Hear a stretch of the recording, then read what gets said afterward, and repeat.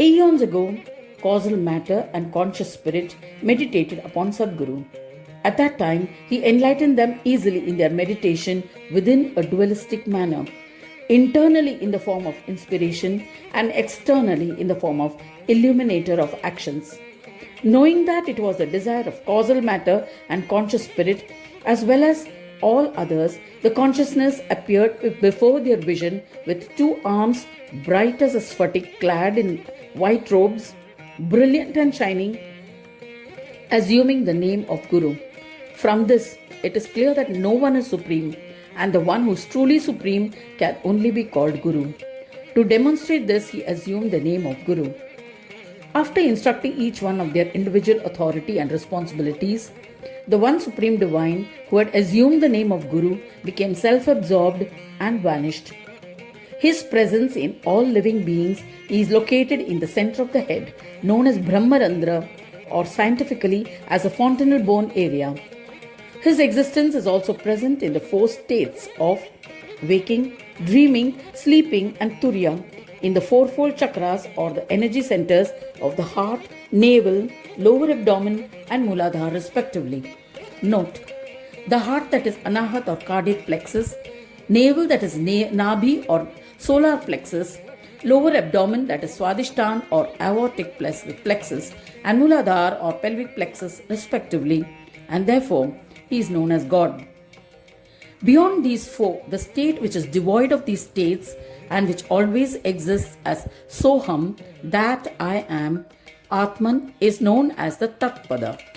The one who is the driver or mover of all those earlier mentioned four states is located in the throat chakra or the Vishuddhi chakra, also known as cervical plexus.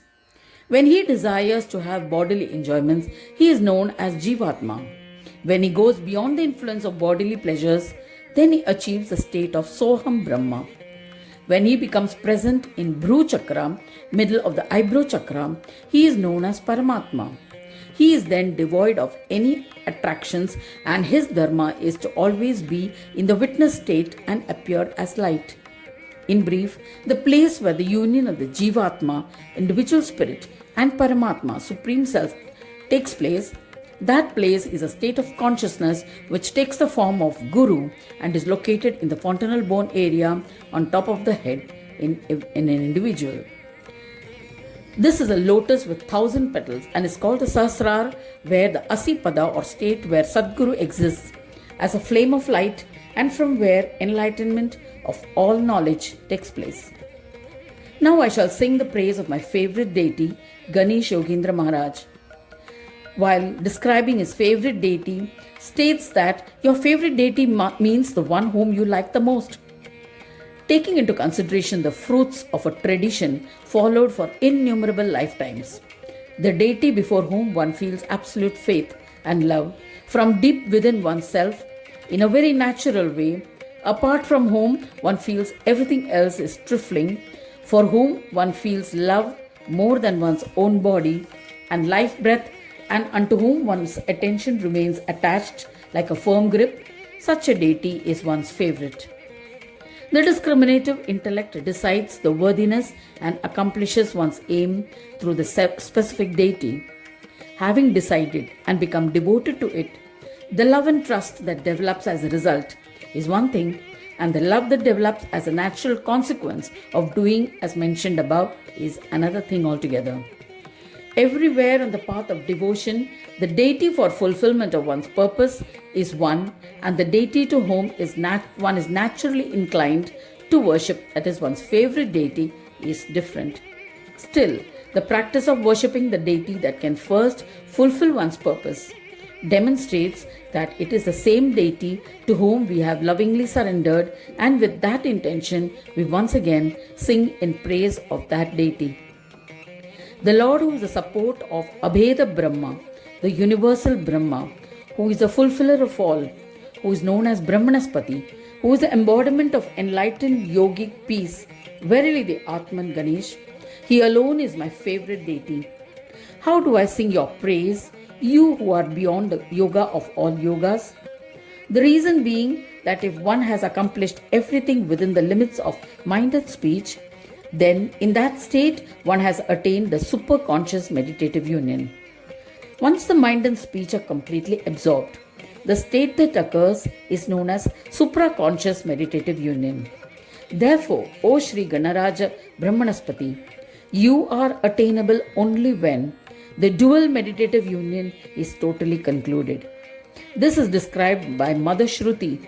Then, how am I to praise you? If one has to totally accomplish through mind and speech, then that comes to an end in your state alone. One has to necessarily meditate with firm determination. Then the attainment of mastership in meditation will be restricted to the attainment of your form in totality. That means one has to practice meditation with firm determination and attain mastership to attain that which is beyond, or that which is devoid of mind and speech. Even then, you are beyond all that. To put it briefly, by attaining all powers through the practice of both superconscious meditative union and supraconscious meditative union, and after totally exhausting both of them, then you, the abode of enlightened peace, the absolute Yoga Shanti, can be attained, and that too through such a discipline. Similarly, it is through the power of yogic peace that it is possible for Yogindra to know you, actualize you, and it is through the same method that it has become possible to meditate through you. I do that alone. The power of absolute devotion and worship is effective in attaining the enlightened peace of Atman Brahmanaspati Ganesh. The Vedas too have praised you in this manner. Therefore, taking cue from that, I am also meditating in the same manner. From the glory of the state of enlightened peace, the state of liberation, the state beyond mind and speech, the supraconscious meditative union takes birth.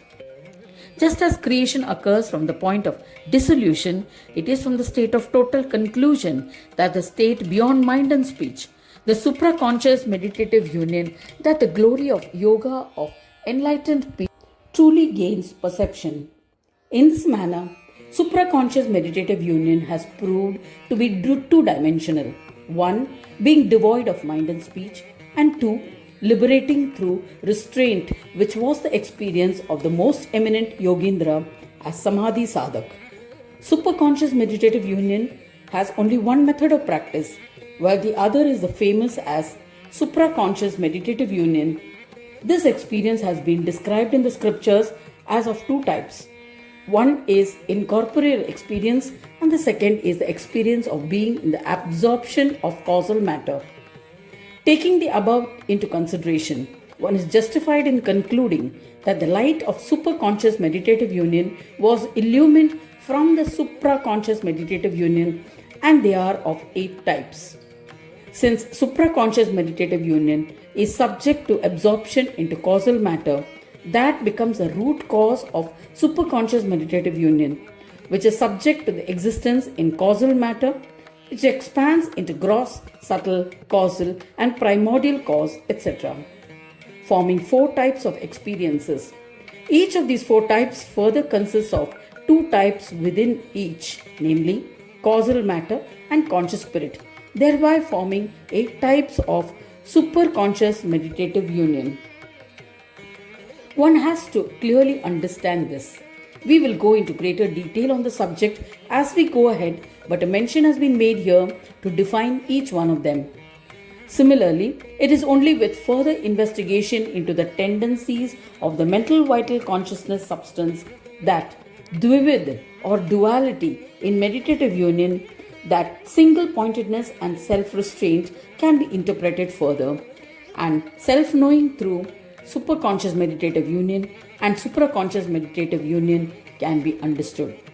After complete sacrifice with nothing remaining, that is, total sacrifice of all tendencies of the mind, then only it is possible to attain the absolute peace of Purna Yoga. That is why Yoga Shanti, which is beyond superconscious and supraconscious meditative union, can be attained only after both of them are given up. It has to be understood that Yogindracharya, the one who said this, is certainly endowed with required qualities and is always in the state of restraint. One has mastered the restraining tendencies, who is always resting in the Absolute and who has shown that it is possible to be attained. The fourfold Vishwatmika, soul of the world, causal matter, is of four types, and the conscious spirit that gives her the powers can also be known in four ways. The fourfold conscious spirit principle is like holding on together, and it becomes essential to the seeker for attaining success in superconscious meditative union. These 8 types are referred to as 8 kinds of boons. Superconscious meditative union experience in an explicit manner is absorption of the causal matter itself. Supraconscious meditative union commences from the absorption of causal matter. Thus, the most important form in meditative union is superconscious and supraconscious, which has been described here. This ends chapter 1. We will continue chapter 2 in the next audio.